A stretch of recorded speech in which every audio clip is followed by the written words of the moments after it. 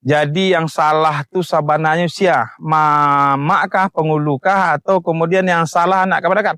Assalamualaikum warahmatullahi wabarakatuh. Banyak kemudian anak kemanakan yang juga menjapri, kemudian bercerita, nah mudah-mudah kami tidak diurus. Kami dek pengulu kami, dek mamak kami.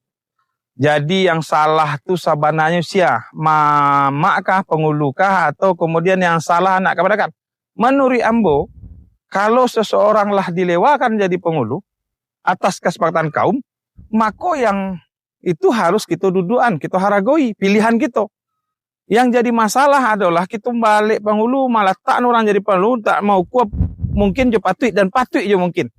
Kita kadang-kadang di hawa nafsu dan ego, orang kok tak cocok dia taan beban sebagai seorang pengulu, tetap kita agihan karena iko keturunan kita, iko hak jatah rumah kita.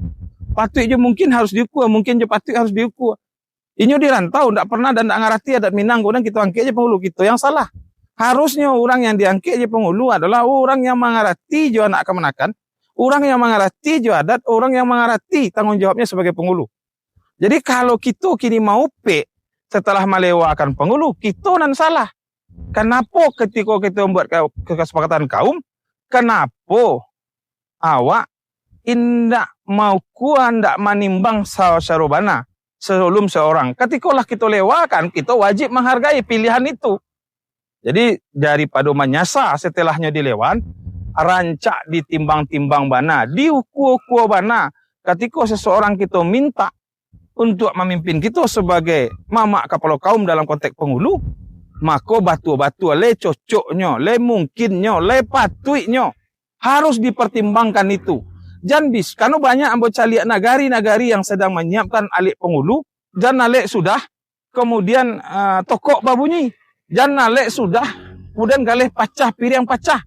Artinya sebelum kesepakatan itu dibuat, batu-batu bule kesepakatan itu. Selain bule, juga harus didudukan, orang tu le amanahnya, le sesuai sifatnya, je sifat Nabi sebagai syarat seorang pengulu. Kalau indak, le jalihnya indak sambayang, awak angketnya jadi pengulu. Inyo kemudian, inyo ke rajonya membuat angin, membuat masalah. Awak angketnya pengulu. Maka tidak terpenuhi syarat jadi pengulu. Karena limbaga ada, tidak bisa intervensi atas keputusan kaum. Yang menyeleksi siapa yang diangket jadi pengulu, suai kurenah jo perilaku jo perangainya sebagai seorang pengulu, adalah anggota kaum.